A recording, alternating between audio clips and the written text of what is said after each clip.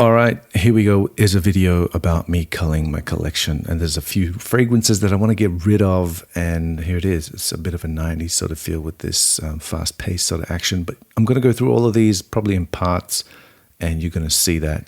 I got my coffee ready as well, so let's get into it. Hey everybody, welcome back, and this is part 4 of the culling fragrances that I am getting rid of, and there's quite a few, and as you can see it's part 4 because if I did this in one big long video it would have been a very long video, and it would have been very boring. So yeah, let's get into part 4 without further ado. If you do want to watch the previous parts, just click on my channel. There's part 1, 2 and 3 there. And let's kick off right now and see what I'm getting rid of in the first. It is CK's Shock, CK1 Shock for him. A big 200ml bottle.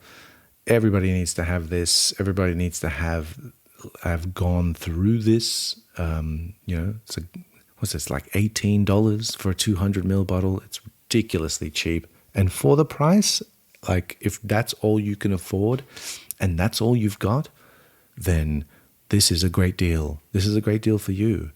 I have used it. I've used it quite a bit, and I thought I had used it quite a bit, but I was wrong because I barely have made a dent in this bottle. Longevity is okay. A lot of people said that this was beast mode, but not that beast mode. This may have been because it's reformulated, but again, the smell is nice. It's just not very high quality. It doesn't last very long, and it smells very perfumey, like a cologne, like a guy's cologne kind of thing. Let me get my light out, see if I can see through the bottle, see where it's at, see where the level's at. Oh, you can see that. You can see that, the level there. It's right at the shoulder, and right at the shoulder, maybe that's like 15 to 20 mil of this bottle. I'm not sure. Maybe around 15 mil that I've used in many years, and that's just not good enough. And I find that if you have a large collection and you're not a collector and you're just someone who likes to wear fragrances, you want to keep on wearing the same ones, so you get to know them better, you get to know their nuances better, and you get to create life experiences with them so they actually mean something to you instead of just being so flippant and frivolous with it. And I guess because they're so cheap, you can be flippant and frivolous with these. But yeah, I've got to stick to my principles now. I went wide with the exploration. Now I've got to hone in to the ones that I really like, which means that all these guys have to go, which includes this one, which is L'Instant de Guerlain Eau de Toilette. Everybody talks about Lidge. Everybody talks about Lidge. Not many people talk about the Eau de Toilette. So I wanted to try that. And you know what? It's really wearable. It's way more wearable than Lidge. As you can see, I've used like a third of this bottle. And I've worn this way more than I've worn Lidge. And I spray it liberally as well. It is quite nuanced. It's actually develops way more than what Lidge does. Lidge is quite linear. But yeah, it's just not as exciting, you know? Even if it is more complex and more nuanced, it's just not as exciting to wear as Lidge, which I do have. Here's Zino Davidoff. This is my second bottle, by the way. I went through a big 125ml bottle before this, and this is a new formulation. It's not the old Lancaster formulation of it, as can be seen with the font where it says Davidoff. It doesn't match the font that says Zino. And I've used quite a bit of this as well. I wore this recently, and it's just seemed, even though it came out in 1986, it seems like it's very old man-ish, you know? It just seems like it's something that like people used to wear in the 1940s. Even the bottle looks like it came out in the 1940s. But a lot of people like it. The dry down is really nice. It lasts for a long time. It's really cheap. But I've grown past it. Not that it's done anything different. It's the same thing that I went through a full bottle of, right? And I loved it. But I don't think I want it anymore. I'm allowed to change my mind. we're all allowed to change our minds. Here's Stash by Sarah Jessica Parker. Made me come to realize that I'm not really a big coconut sort of fan. I love coconut. I like eating coconut. I like coconut water. I like drinking the coconut sort of juice that comes out of it, the flesh as well, and desiccated coconut. This has got, I don't know if this has even got coconut, but it smells like it's got coconut. It's got rum. It's got all this other shit in it. But it smells like toasted coconut quills with a bit of booziness in the background. Quite good on a super cold night, I think, but I hardly ever reach for it anymore. I've worn it quite. I think I've worn it quite a bit in terms of. It's a very particular kind of fragrance. I wouldn't reach for this daily. That's the thing. I wouldn't reach for it in a office setting either. It just doesn't suit. So, and I don't go out all that much at night, so it's not for me. It's been stashed away, and now it's time for it to be culled. This one's quite a recent pickup, a full bottle of Jil Sander's Feeling Man. Just for nostalgia's sake, I wanted to smell this again and have a full bottle of it again. And then I thought, this is such a weird scent. Some people absolutely love the absolute daylights out of this scent. And I can see why. There's a lot of depth to it. There's a lot of creativity in it. It's fruity, it's woody, it's soapy, it's dirty, it's clean, it's smoky, it's really good. I just don't have any reference or connection to it, and I don't think that I want to make any with this 50ml bottle, because if I finish it, these are rare as hen's teeth to find. They are super rare, and if you do find them, they're not in this country, and they're very expensive. So I don't want to take that chance. I want to make memories with things that are readily available so I can replenish them and make more. So there. See you later, Jil Sander. This one's another new one that I picked up to test out. It's an indie house called Venin, and the fragrance is 0905. I think this is one of their more popular fragrances. It's quite well done. And as a matter of fact, after this shooting of this video, I think what I did was I thought, I'm probably going to keep this because I really loved Issa Miyake's Bleu d'Essai, which was the first fragrance that I showed in my culling list in part 1. And this, to me, is like a niche version of that. So when you smell this and then you smell Bleu d'Essai, it makes Bleu d'Essai childish. It makes it smell childish, right? And so I thought, well, I might actually rethink this one. I probably need to wear it in a more suitable climate. Oop, almost spilled my coffee there. Don't want that to happen. Love drinking it. Don't like smelling it spilt on material. Smells horrible. What's next on the culling list, I ask you, busy hands? I've got to bring a lot more fragrances closer. Here we go. This is Acqua Colonia. This is actually from 4711. It's Acqua. It's in the Acqua Colonia lineup. This one, there's actually many of these.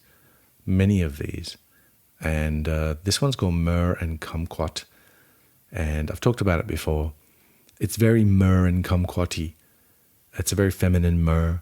There's a little bit of fruitiness from the kumquat up the top, but that kind of disappears and it sort of dries down to a kumquat-y. It dries down to a very feminine myrrh, a cheap feminine myrrh. With a little bit of kumquat in the background. Nice bottle, and I think it's quite a large bottle as well. It's like a 270ml or 170ml, I think it is. Let me see. Get closer and sort of zoom in on that. It is focus camera. It's 170ml. And this was, how much was this? This was like less than $30 from what I remember. It is an eau de cologne, so it's supposed to be worn light. It's not supposed to last for a very long time, but it actually does the job quite well, and it's quite transparent, and it's not cloying at all. It's just that I don't wear it very often, and I think that most men would be uncomfortable wearing a scent like this because it's quite feminine. Unfortunately, some of us frag heads are not most men, and we'll wear whatever we think smells nice, and that's the philosophy that we should all live by. If it smells nice, then wear it. And if you're comfortable wearing it, then wear it. This one, I thought I was buying an older version of Obsession just for shits and giggles. It was a trip down memory lane, but unfortunately, it turned out to be a newer version, and it smells like shit. So, what can I say? I smelled it, and it's a synthetic chemical mess. And it didn't get any better after I sprayed it. It actually, when I was younger, when I was younger, we used to go like my friend and I, we used to go to Target, and they used to have like these $5 imitation fragrances. So clones existed way back in the day, well before our Myrhh ever did anything. And I'm talking about like the 90s, right? And these $5 imitation. I remember buying a $5 imitation Obsession, because Obsession was expensive, as were all fragrances at the time, because discounters didn't exist as yet. And this particular actual CK Obsession smells like that imitation Obsession. That's what it reminded me of. And the actual Obsession that I used to smell when we were out, even when we got to like clubbing age, people were still wearing it in the mid-90s. And like that was spicy, that was full. And this, unfortunately, has succumbed to the reformulation demon, and smells like absolute shite. I wouldn't recommend anyone buy that. Speaking of CK, is another one, Acqua. Actually, with the CKs, probably no one's going to buy it, so I'm just probably going to, just either throw them out or get rid of them for free. Eternity Aqua, wore it once on a holiday in a hot environment, and it did the job for that purpose, and I don't think I've worn it again, and it's just taking up space, so it should just go. And I've tried it again since then, and it's just not that great, is it? Very sort of almost cucumbery sort of summertime fragrance kind of feel, which doesn't last very long, and so it needs to go. Maybe I'll chuck it back in the sea where it came from. Sea cucumber, that's what it was. So now I'm trying to figure out which one to bring up next. Here we go. This is another recent sort of pickup I picked up this year. This is Theodoris Kalotinis. It's a, actually, hold on. This is Tobacco Maniac. Did I actually put this in the cull list? Why did I put this in the cull list? I like this fragrance a lot. As a matter of fact, I'm keeping this. I'm not getting rid of this. This is staying. Yeah, this is staying. I think I picked the wrong one. I think.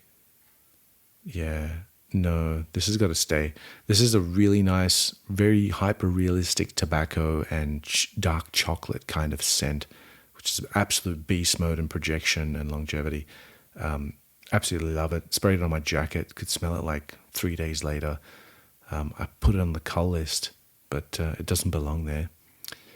This is the one that I want to get rid of, that I didn't vibe with. This one's called Mentor.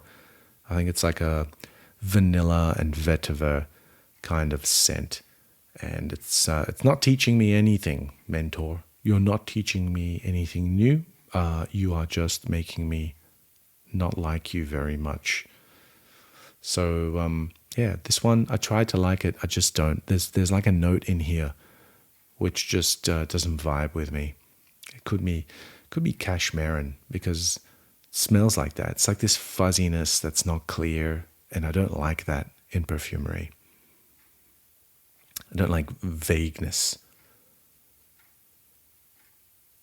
Oh, this will be a surprise. This is Narciso Rodriguez for him, the classic Eau de Toilette, the one that smells like wet concrete. I did wear it recently as it was raining, and yeah, it works beautifully in that regard.